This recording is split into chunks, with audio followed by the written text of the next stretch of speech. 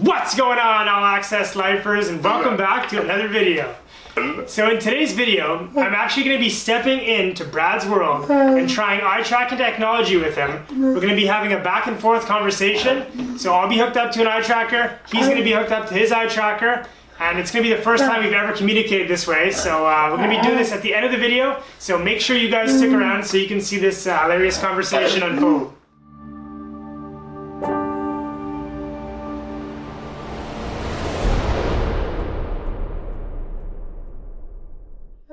So the primary reason we decided to film today's video is because October was AAC Awareness Month, which stands for Augmentative and Alternative Communication. Now you might be asking us, guys, what is AAC in the first place? Well, there's no better person to explain to you guys what AAC is than Mr. AAC himself, Brad. Now, Brad has literally grown with AAC over the years, and he's going to be showcasing in this video all the AAC that he's used from his childhood until now. So I'll pass you guys over to him, and he's going to get started. AAC is a term that's used to describe various methods of communication that can help people who are unable to use verbal speech to communicate. AAC methods vary and may be personalized to meet each individual's needs. So, let's get started by going over my first form of AAC, my communication book.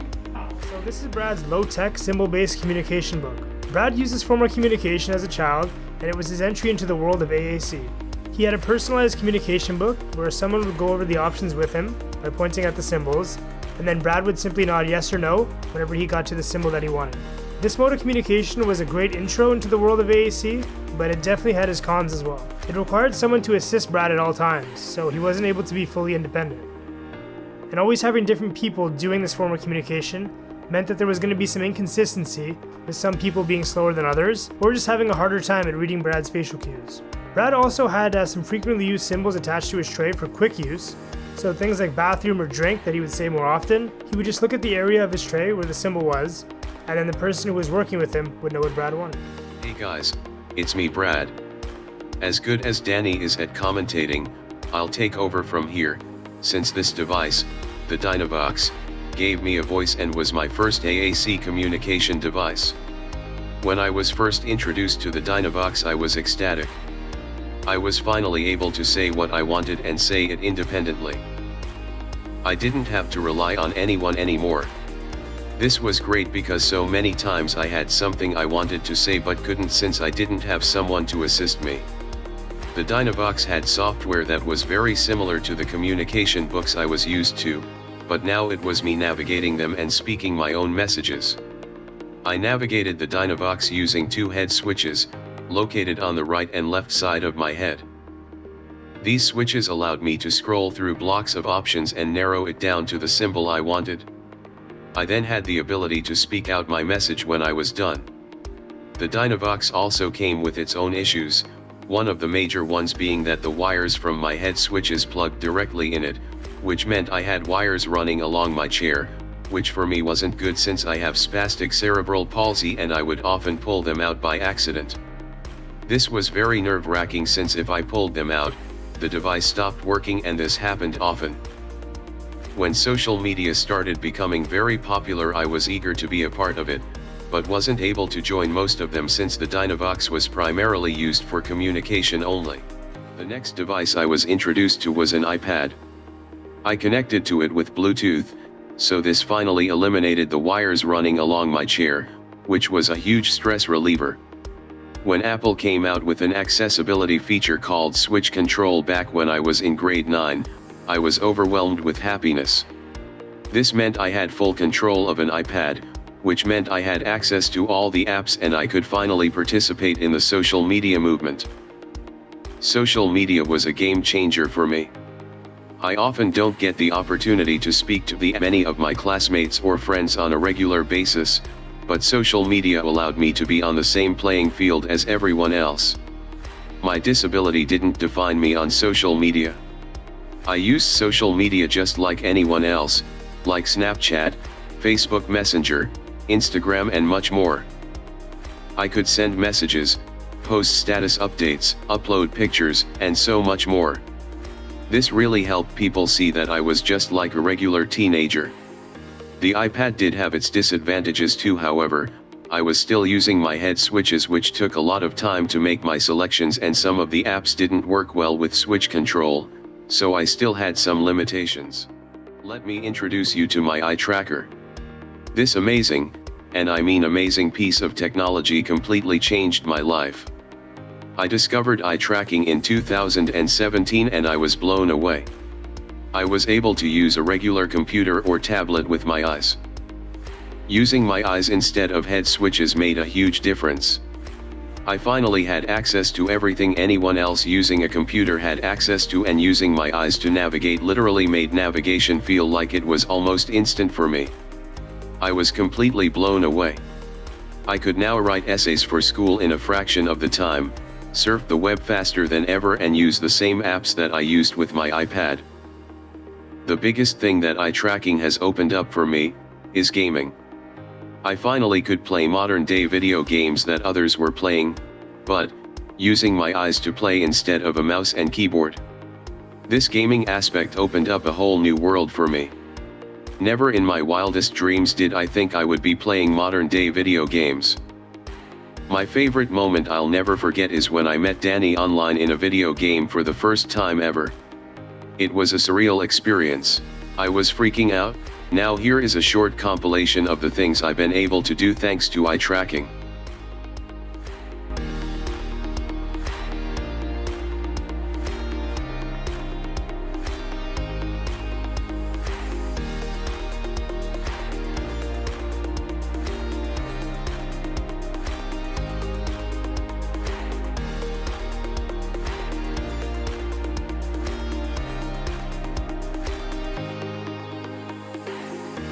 So now that you guys have a better understanding of all the different forms of AAC that Brad's used throughout the course of his life, we're going to have him spell a very simplistic sentence, I love green, on all 4 of the different methods that he's used, just so you guys can see how much AAC has evolved over the years and just how quick Brad is on his eye tracker today.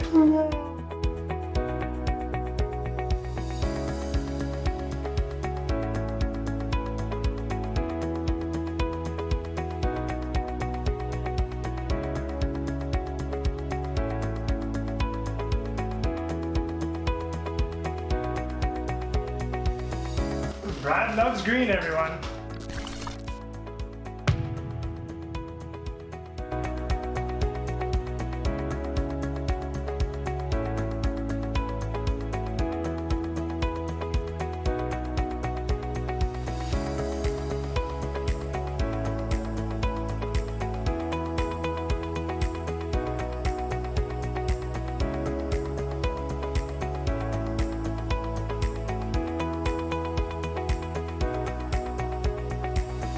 I love green.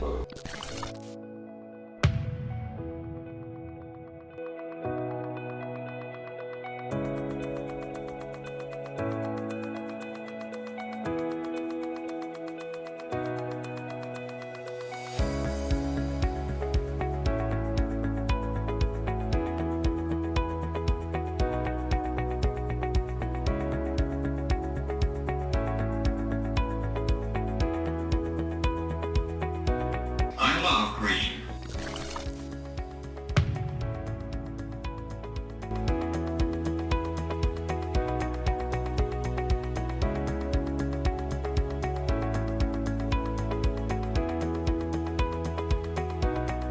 I love green.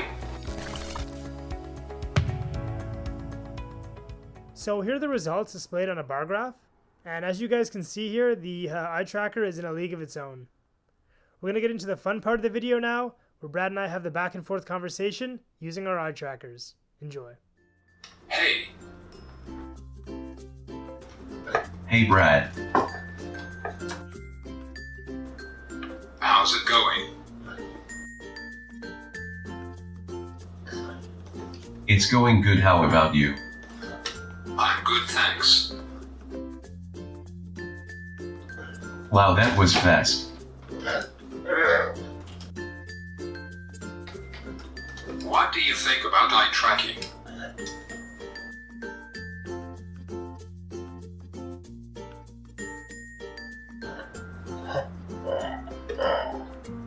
Good Good question. It's amazing. I'm so happy you have it in your life.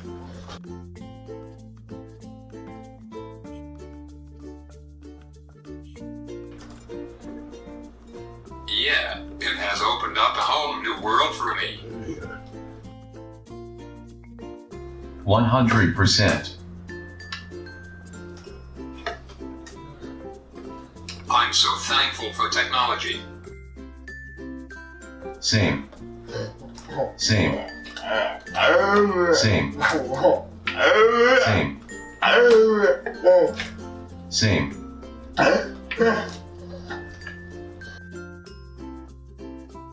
Stop. Stop.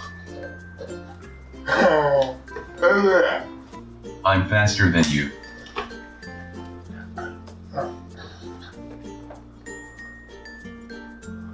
No way.